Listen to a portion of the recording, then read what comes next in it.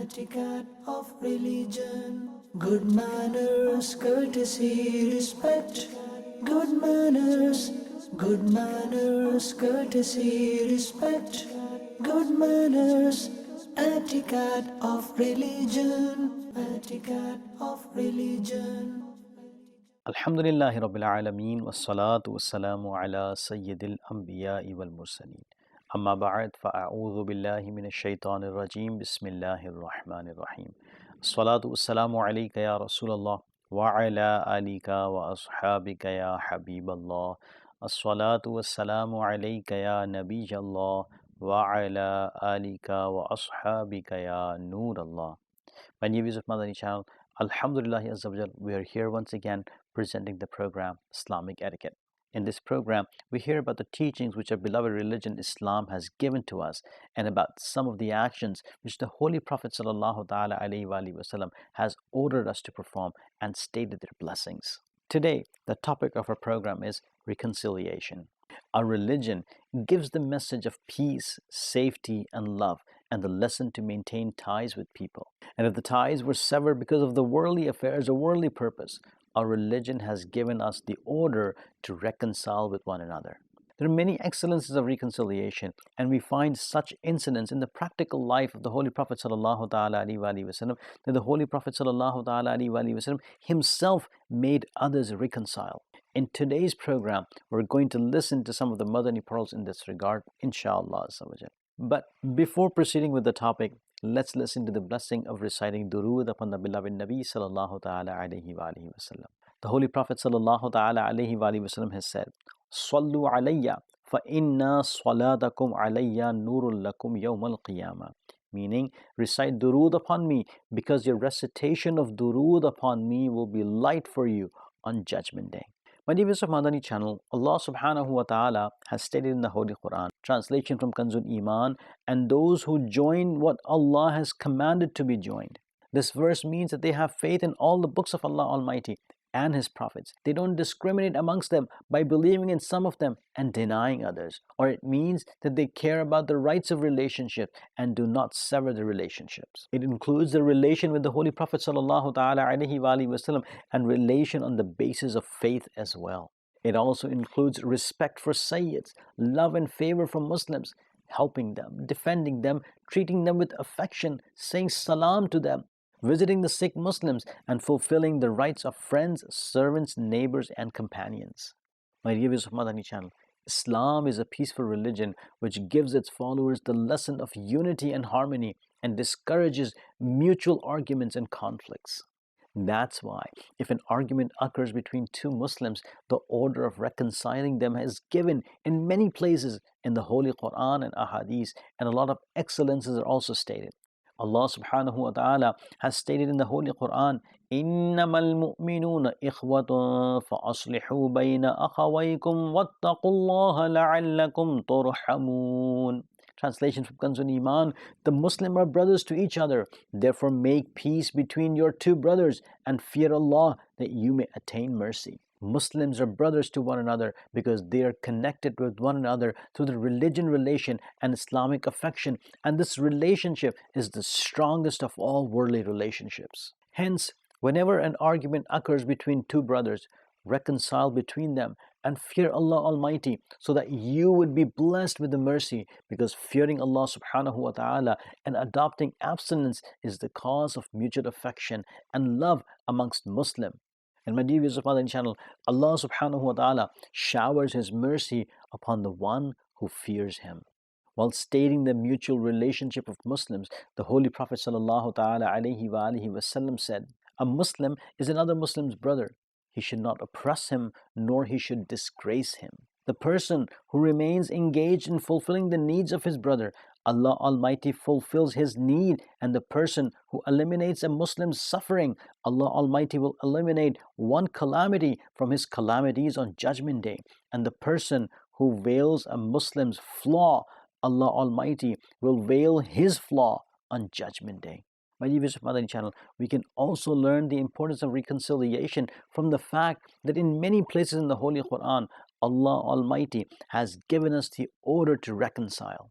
Allah subhanahu wa ta'ala has said in the Holy Quran, translation from Kanzul Iman, and if two Muslim groups fight one another, then make peace between them. So if one of them transgresses against the other, fight the transgressor until they return to the command of Allah. Then if they return, make peace between them equitably and be just. Indeed, Allah loves the just. It is mentioned in the commentary Siratul Jinan. It was proclaimed, O believers, if two Muslim groups fight each other, make peace between them. Then if one oppresses the other, wrongs them, and refuses to reconcile, so to favor the oppressed one, fight with that oppressing group until it returns to the command of Allah. Then if it returns, so reconcile between them with justice and do not wrong either group. My dear viewers of Madani Channel, Muslims have been given the lesson that when two Muslims sever ties with each other, they should make them reconcile. If one oppresses the other, they should support the oppressed one.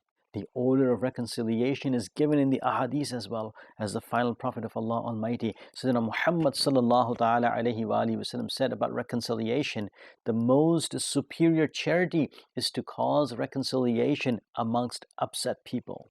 In another place, the Holy Prophet ﷺ said, shall I not tell you the action which is even superior to fast, salah, and charity?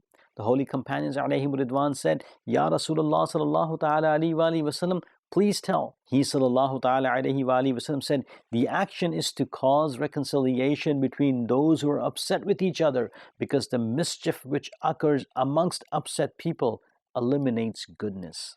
The final prophet of Allah, Rasulullah sallallahu ta'ala alayhi wa alihi wasallam said, the one who causes reconciliation between two people is not a liar. In fact, he says a good thing. My dear viewers of Madani Channel, we are Muslims and our religion gives us the lessons of goodness. Our religion has given us the order that when we see a broken relationship between two Muslims, we should make them reconcile. But today, unfortunately, the circumstances are somewhat odd. When two people have an argument, people try to increase their argument. For little benefit, people cause enmity in the entire family and feel happy when they sever their relationship with one another. Such people are heedless of the teachings of Islam, or if they're aware of the Islamic teachings, but they don't pay attention to them at all. This is our responsibility, that instead of severing the ties, we should maintain them. In fact, we should try to maintain the ties with the one who severs the ties. The life of our beloved Prophet ﷺ is the best example for us.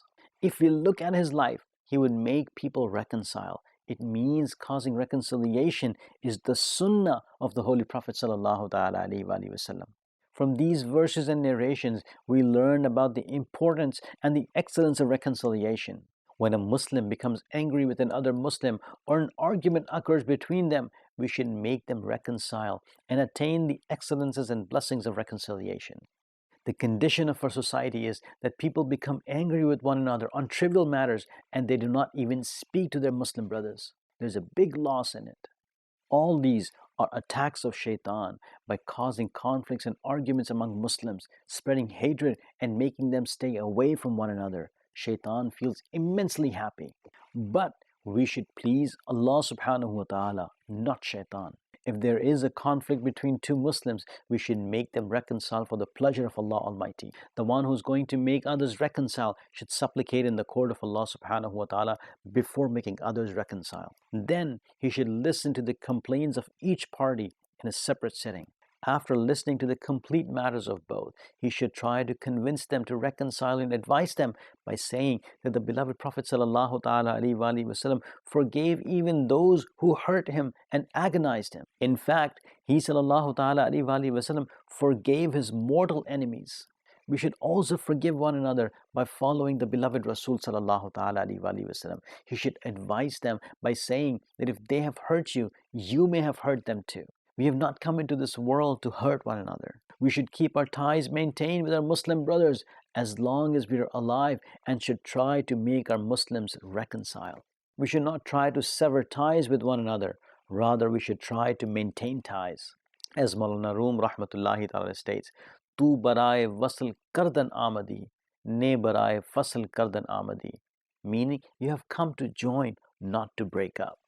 Similarly, my dear viewers of Madani Channel, to cause reconciliation, to make others reconcile, and to bring people close to one another, it is allowed to lie. For example, saying to a person that he likes you, he praised you, he has sent you salam. Similarly, you should go up to the other person and say similar things so that the grudges can be removed. This way, the enmity between them will decrease and they will take a step forward towards reconciliation. Sayyidatuna Asma bint Yazid radiyallahu ta'ala anha narrates that the Holy Prophet sallallahu ta'ala alayhi wa alihi wasallam said, lying is not permissible except in 3 cases. The husband says something to his wife to conciliate her, lying on the occasion of a battle, and lying in order to cause reconciliation amongst people. My dear viewers of Madani Channel, did you see how greatly the unity and harmony of Muslims are beloved to Islam, that it even gave the permission to lie in order to cause reconciliation amongst them? Hence, we should try to make Muslims reconcile with one another and cause harmony and unity for the pleasure of Allah Almighty. Sometimes it also happens that 2 Muslim brothers are upset with each other, but if a person tries to advise them and make them reconcile, they do not agree, and the person who tries to cause reconciliation gives it up, thinking that they are not reconciling. It is useless to advise them. We should not do this at all. Rather, with a good strategy, love, and gentleness, we should continue advising them. Remember that advising a Muslim is not useless, rather it is useful, as Allah subhanahu wa ta'ala says in the Holy Quran, translation from Kanzul Iman, and give advice, i.e. remind that giving advice benefits the Muslims. We learn from this proclamation of Allah Almighty that advising a Muslim is not useless. Hence, we should try to advise one another, reconcile and cause harmony and unity. However, if we bear grudges, malice, hatred, and enmity towards a person who has incorrect beliefs, we should not reconcile with him, nor we should cause reconciliation, because Islam has given the order of remaining away from those who have incorrect beliefs, and bearing malice towards them is also wajib. मुनकिर के लिए नारे जहन्नम है मुनासिब, जो आग से जलता है वो जल जाए तो अच्छा है. My dear viewers of Madani Channel, in today's program, we heard about the excellences of causing reconciliation and different Madani pearls in this regard. May Allah subhanahu wa ta'ala make us the well-wishers of other Muslims and enable us to wisely advise the Muslim who are upset with one another and make them reconcile. May Allah Almighty enable us to act upon the teachings of Islam and maintain ties with people. Ameen. Bijahin Nabil Ameen. Sallallahu ta'ala alayhi wa alihi wa sallam. Sallu ala al-Habib. Sallallahu ta'ala ala Muhammad. Sallallahu ta'ala alayhi wa alihi wa sallam.